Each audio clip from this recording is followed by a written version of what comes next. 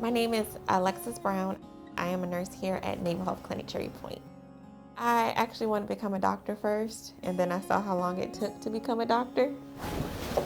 I looked into other pathways to still be in the medical field, and nursing was one of the first things that came up. Always come to our front desk because that kind of gives me an idea of how busy our day is. Being a military nurse, I think the biggest thing I've learned is just learning on the fly. I want to change things up. In the long run, it will help you with your career. I was on the Comfort for a mission to Puerto Rico after the hurricane hit, and I was on the ICU step-down unit. So we saw all of the intubated and critically ill patients. So it was a big eye-opener.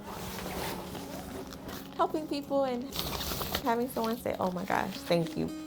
Because of you, I felt like my concerns were heard."